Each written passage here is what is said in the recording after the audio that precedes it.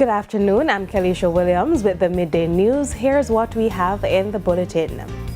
Build-up of medical waste cleared, but hospitals still facing challenges. Tension in Rose Heights, St. James as residents demand water. And in sports, matches pick up in the Jamaica Premier League. Now the details. First up this afternoon, Health Minister Dr. Christopher Tufton says the recent buildup of medical waste at medical facilities has been cleared. But the minister says challenges remain at hospitals. Alia Bryant has this TVJ News update. Minister of Health Dr. Christopher Tufton says the recent pileup of medical waste, particularly at the Victoria Jubilee Hospital and the St. Catherine Health Centre, has now been cleared.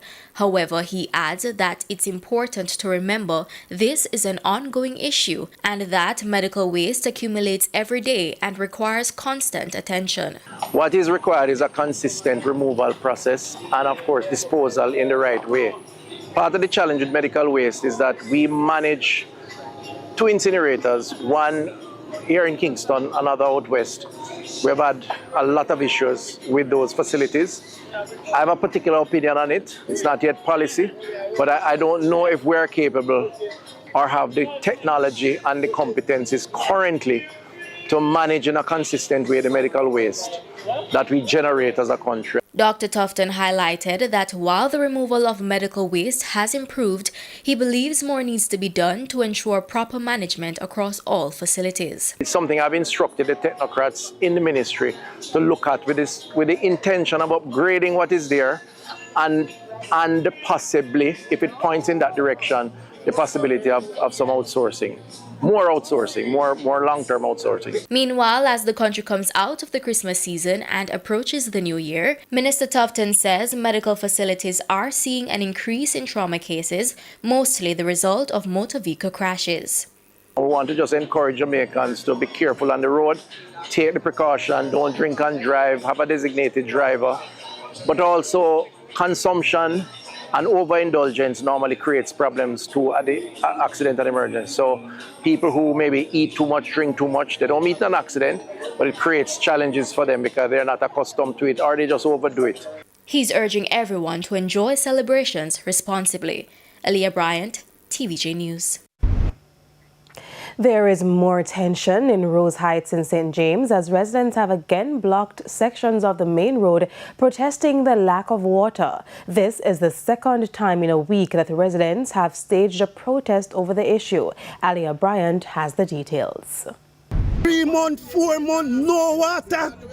No water. Residents of Rose Heights in St. James began protesting at 5 a.m. this morning over the long-standing absence of the essential commodity. They say water only flowed through their pipes the day before the general election on September 3, and they have not had any since. Residents continue to demand the presence of the Member of Parliament for the constituency, highlighting the financial burden caused by the ongoing shortage. They pay the water bill. Not getting no water. I have been buying water. $8,000 for the 650 and $10,000 for the 800. Man, we are going to use with body Blackie Road. We are going to use with body Blackie Road. We want with MP.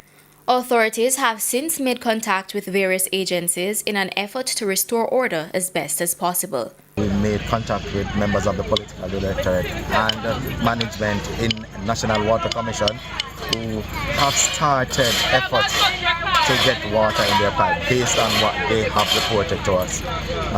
Members of the NWC said that they will be sending up persons in the area today to check on the situation and the apparatus that feeds this community with water. Alia Bryant, TVJ News. Farmers in Litchfield, northeast Manchester, are calling on the Ministry of Agriculture to restore catchment tanks in the community as they struggle to get back on their feet. Farmers say rainfall alone is no longer enough to sustain their operations. The area, known for its strong cattle rearing and coffee growing, continues to face challenges that threaten livelihoods. But if we get these tanks repairs, then it will enhance the agricultural process inside, and not only agriculture, but to increase the cattle rearing, because this is where the farmers come and get water. Presently, as I speak, to get water, to water the animals. So I'm calling on the relevant authorities to come in and have dialogue with the farmers. The farmers, they are accommodated. They want to say to our MP or the government, this is what we want, right? We have a job already, We just want to help us with the facilities so we can do better. Yes, these tanks we have been benefited from it for years. Even myself, I benefit a lot because we're in the cows and to your farm, you need to spray and irrigate and stuff like that. But after lately now the tanks, they have been deteriorating very, very, very bad because these tanks, they are over 100 years. So not holding any water, so we would love to get the relevant authority to come and assist us in getting them back up and going. Whenever we have a drought, which we're going into the dry season now, where we're going to be having droughts, because that's our dry season now, these tanks are very, very important for us, because when we have the drought, this is where everybody comes and gets some water. So we're appealing to the relevant authorities, please, we need some help. The tanks are here, the only thing they need are some repairs, and if you can get some repairs for these tanks, we'd very, very much appreciate it.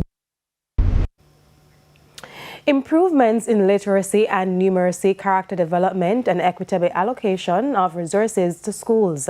Those are the three major factors that former president of the Jamaica Teachers Association, Dr. Mark Smith, says will drive the transformation of the education sector. More in this report. Seasoned educators from the Milk River Primary and Infant School revel in their success as they close the curtain on decades of service. Several teachers were recognized, among them those with more than 2 decades in the public education system. Miss Rima Pike, keep the applause going. Miss Marcia Young, Mr. Leslie Farquharson, Mr. Linford Cooper, and Mr. Funson. Former president of the Jamaica Teacher Association, Dr. Mark Smith, said the teacher's retirement symbolizes the passing of a torch to the future generation of educators. Regrettably, it also represents the education hamster wheel constantly spinning yet stuck in one place. Dr. Smith, who is principal of Monroe College, says students are lagging behind with literacy and numeracy, 2 core subject areas. We have to focus more on literacy. We have to focus more on numeracy. We have to ensure that every single child leaving the primary level and progressing into a secondary space comes to that school literate and numerate. The 2021 Patterson report outlined both subject areas as critical to academic development. Fast forward to 2025, and the Education Transformation Oversight Committee says it's reaping the rewards. The latest Grade 4 literacy and numeracy results published in October showed slight improvements compared to 2024. ETalk says the country will see more tangible results between 2026 and 2030 when the implementation is far advanced. In addition to academics, he says character development should be prioritized for the education sector to truly be transformed. It's across political parties, so you can't blame one party or the other. The truth is, for Jamaica to realize its full potential, we have to have a greater focus on ensuring that we develop our human capital, develop the individuals that are able to make this country what it is today. Equitable funding rather than equal access to resources is another sore point. Successive education ministers have committed to revising the formula for administering resources to public schools. However, that information has not been forthcoming. The education I am advocating for is not shackled to the orthodoxies of the past that portray education as a 4-year college degree, but rather include skills and knowledge and technical vocational skills and apprenticeships that are the gateway to good jobs. Aliyah Bryant, TVJ. With just 2 days left in the year, Commissioner of Police Dr. Kevin Blake says 2025 will be remembered as a landmark year with significant reduction in murders. Commissioner Blake says 2025 has delivered massive results in the fight against crime, but he maintains that the police will remain patient, informed, and unrelenting in a bid to stamp out criminal elements.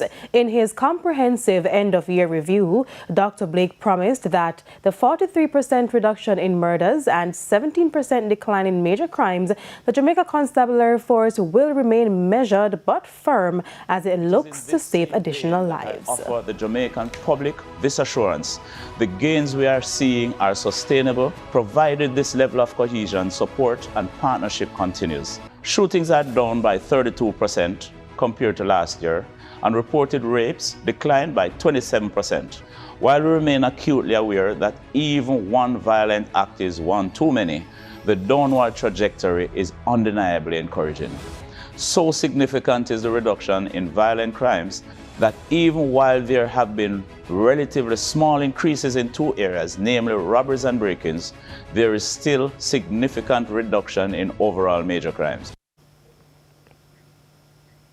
Up to December 20, the country had officially recorded 649 murders, a historic drop when compared with 1,136 for the same period in 2024. The last time Jamaica recorded a similar figure was in 1994 when 900 and And it's time for a break here in the Midday News, but stay with us. More stories when we come back.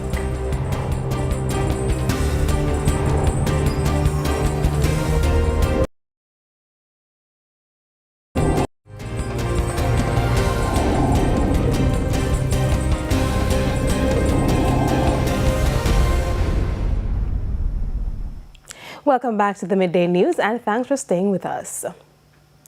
A person of interest in multiple murders and shootings across Kingston and St. Andrew was this morning fatally shot during an alleged intelligence-led operation by the police in Augustown. The deceased has been identified as DeAndre Williams, otherwise called Yankee, and street life of Nannyville, St. Andrew. One 9mm Taurus pistol with a magazine containing 10 cartridges was reportedly seized from Williams. The police say Williams was a top-tier member of the nighttime brawling group and the African Gardens Vietnam Gang.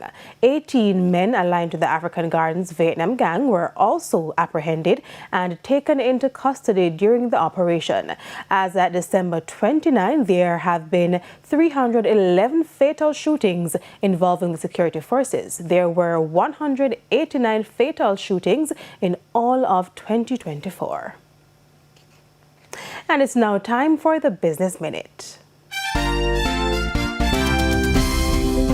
The Tax Administration of Jamaica, THA, says it implemented a special relief program to support taxpayers whose businesses were adversely affected by Hurricane Melissa. The measure took effect December 8. The agency says this program will be effective until March 31 next year. Under the program, the THA will temporarily relax the criteria for obtaining a tax compliance certificate (TCC) to qualify taxpayers in Trelawney, St. James, Westmoreland, Hanover, St. Elizabeth, St. Anne, and Manchester. It is designed to support businesses which depend on having a tax compliance certificate in order to get contracts or other essential services but have outstanding tax obligations. You might start seeing fewer Starbucks shops around. After decades of constant growth, the chain is now shrinking its presence in major U.S. cities. Starbucks plans to close about 400 locations, mostly in large metro areas. It has already closed dozens of storefronts, including 42 shops in New York City alone. That's due to rising competition in saturated areas, remote work, and higher costs. The company says it will now focus on fewer, stronger locations and new designs starting in 2026. For the Business Minute, I'm Christopher Scott.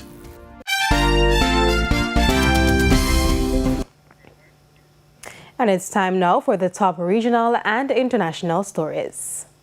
In the region, Suriname's National Environmental Authority is disputing reports that 100,000 liters of oil spilled into the Suriname River. The leak, reported by the tank owner in Acaribo, is estimated at 3,000 to 4,000 liters. Contamination is visible near a beach, and authorities have engaged a specialized cleanup company working under strict supervision. The authority says the company acted properly, reporting the incident promptly and cooperating with the cleanup.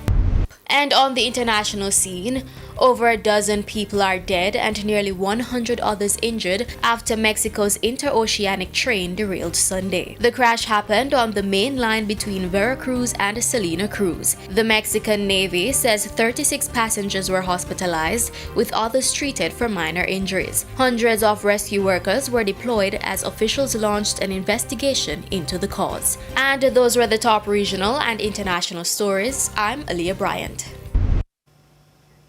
We head to a quick break. When we come back, we'll have your midday sports report.